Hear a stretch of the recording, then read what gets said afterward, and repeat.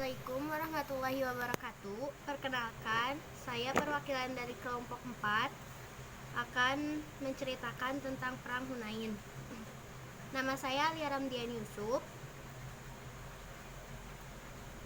Nama saya Muhammad Raihan. Nama saya Irfan Maulana. Nama saya Muhammad Septian. Dan teman kami bernama Putri Anissa. Perang Hunain, bahasa Arab Uzu Hunain, sebuah perang yang terjadi pasca Fathul Mekah, pembebasan Mekah pada tahun 8 Hijriah di kawasan Hunain antara kaum muslimin yang dipimpin oleh Rasulullah SAW sendiri dengan kaum Baduy suku Hawazin dan Sakif yang tinggal di kawasan Thaif. Di permulaan perang, kaum muslim goyah karena penyergapan kaum musyrik dan juga kehadiran masyarakat Mekah yang baru masuk Islam, sehingga menyebabkan nyawa Nabi SAW juga terancam bahaya. Namun, akhirnya kaum muslimin menang dan memperoleh banyak ghanimah, harta rampasan perang. Perang ini disebut juga dengan Yaum Hunain atau Hari Hunain, Waqatu Hunain atau Peperangan Hunain, Gazat Hunain atau invasi atau serangan Hunain, Gazwah Hawazin atau Perang Hawazin, dan Waqatu Hawazin atau Peperangan Hawazin. Sebab terjadinya perang tersebut adalah para pemuka suku Hawazin dan Sebab terjadinya perang tersebut adalah para pemuka suku Hawazin dan Sakif merasa takut bahwa Rasulullah SAW akan memerangi mereka setelah pembebasan Mekah. Lantas mereka cepat-cepat mengambil langkah dan mempercepat perang. Dalam sebuah riwayat juga, ketika Rasulullah SAW bergerak dari Madinah untuk pembebasan Mekah, suku Hawazin dan Sakif berkumpul dan beranggapan bahwa Nabi hendak memerangi mereka, dan setelah pembebasan Mekah mereka mendirikan kemah di Hunain dan berencana memerangi beliau.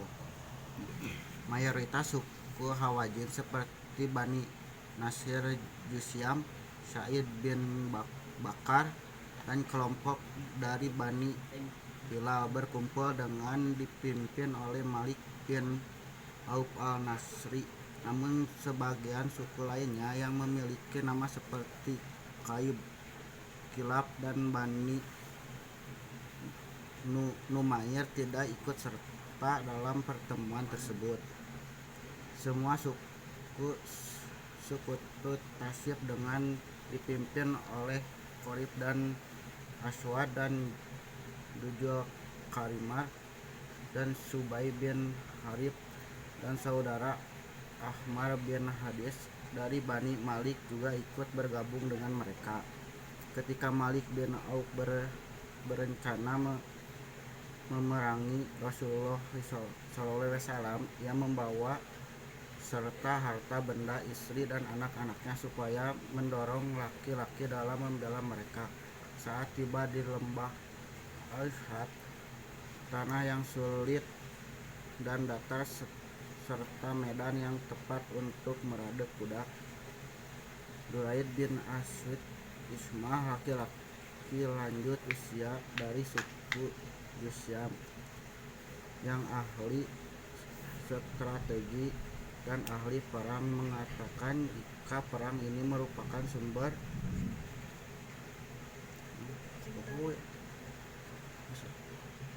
para jawara Ka'ab dan Kilab akan ikut berpasti-pasti karena ia mengujurkan Malik bin Auf supaya pergi berperang bersama para lelaki saja, di mana jika menang maka yang lainnya juga akan ikut bergabung dengan, dan jika kalah maka tidak akan mencenderai para wanita dan anak-anak. Namun Malik bin Auf karena kecongkakannya tidak peduli ucapannya dan menghinanya.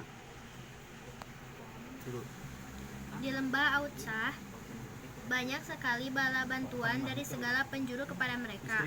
Saat Rasulullah SAW mendengar berita tersebut, lantas beliau mengutus Abdullah bin Abi Hudrad al-Aslami supaya pergi secara diam-diam ke tengah-tengah mereka dan mencari informasi. Ia pun membawa berita bahwa kaum musyrik ikut bergabung untuk memerangi kaum muslim. Aksi-aksi Rasulullah SAW sebelum perang.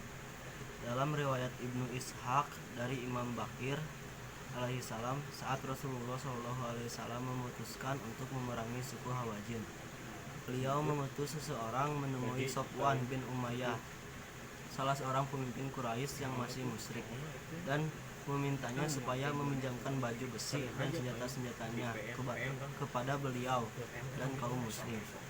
Sofwan menerimanya dan memberikan 100 baju besi. Rasulullah Shallallahu Alaihi Wasallam bersama 10.000 pasukannya yang ikut serta dalam Fathu Mekah dan 2.000 orang Mekah yang baru memeluk Islam keluar dari Mekah untuk memerangi suku Hawazin. Sebagian masyarakat Mekah hanya ingin melihat kemenangan diraih oleh pihak mana guna mendapatkan rampasan perang, dan bahkan sebagian mereka tidak menginginkan Rasulullah Shallallahu Alaihi Wasallam dan kaum muslimin mengalami kekalahan dalam perang tersebut. Rasulullah, kaum muslimin, dan laki-laki Quraisy yang sebagian dari mereka masih musyrik tiba di Hunain menjelang malam hari Selasa tanggal 10 Syawal. Itu naon Muhammad? Barisan dua pasukan. Malik bin Auf mengirim 3 orang untuk mencari informasi tentang kaum muslim. Mereka kembali dengan sangat tercengang saat melihat pasukan muslim. Kendati demikian, Malik bin Auf di malam hari menempatkan pasukannya di lembah Hunain guna menyergap kaum muslim. Menjelang fajar, Rasulullah SAW juga merapikan pasukannya dan menyerahkan panji kepada para pemegangnya. Panji kaum Mujarin dipegang oleh Imam Ali. Panji Kariwat dipegang oleh Hubab bin Mudir, dan pendapat lain dipegang oleh Said bin Ubadah, dan Panji Aus dipegang oleh Usaud bin Hudhair. Suku-suku kabilah Aus dan Khadij serta kabilah Arab juga memiliki panji tersendiri. Dimulainya perang. Rasulullah SAW dengan memakai baju perang mengontrol barisan-barisan pasukannya dan mendorong mereka untuk bertempur dan bersabar serta memberikan kabar gembira akan kemenangan mereka. Kemudian di kegelapan subuh, beliau bersama kaum muslimin turun dari lembah Hunain. Kaum musyrik Hawazin dan Sakif yang berlindung di celah-celah tebing dan sekitarnya tiba-tiba menyerang kaum muslim.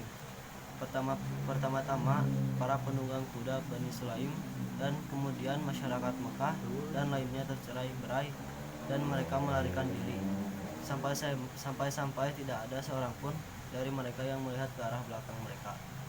Rasulullah SAW berkali-kali berkata kepada pasukannya supaya datang ke arah beliau. Saya adalah Rasulullah, Muhammad putra Abdullah.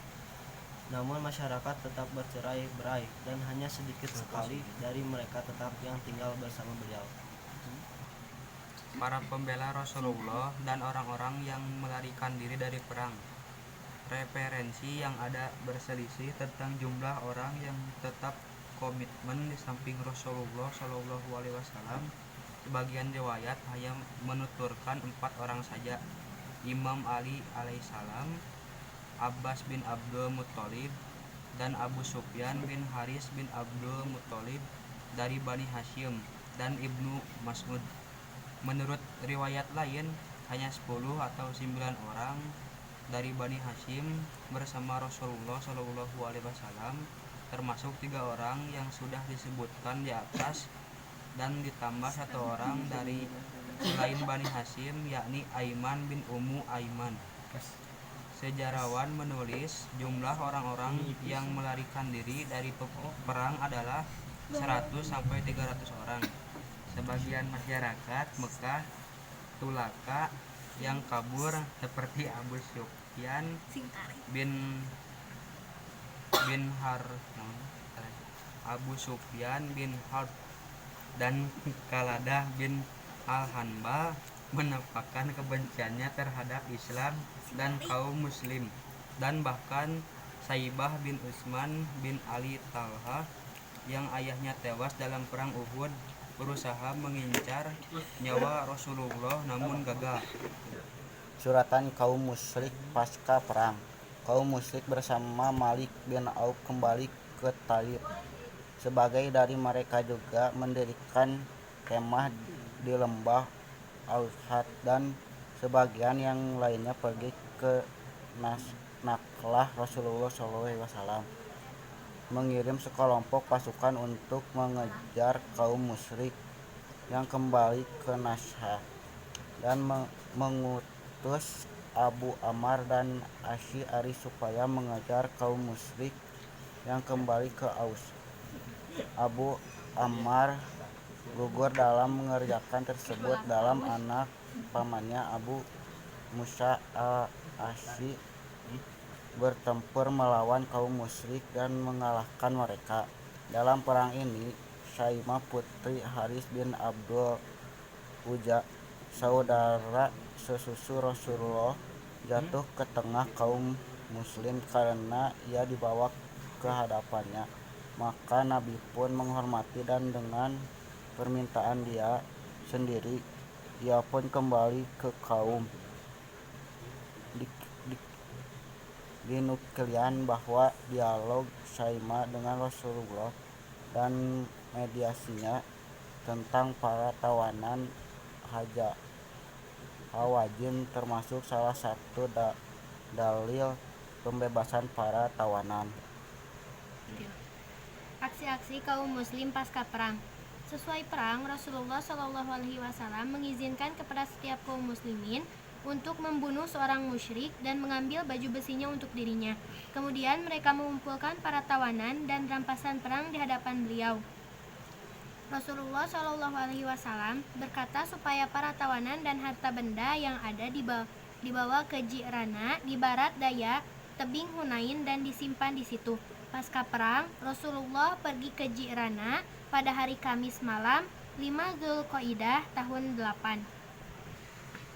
Pembebasan para tawanan. Di situ utusan Hawazin menemui Rasulullah dan dengan perantara sanak sesusu beliau meminta kebebasan mereka.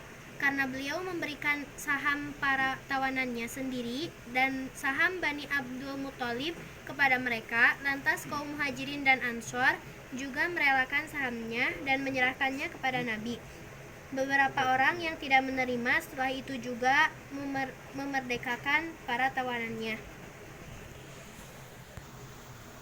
Pembagian harta rampasan perang.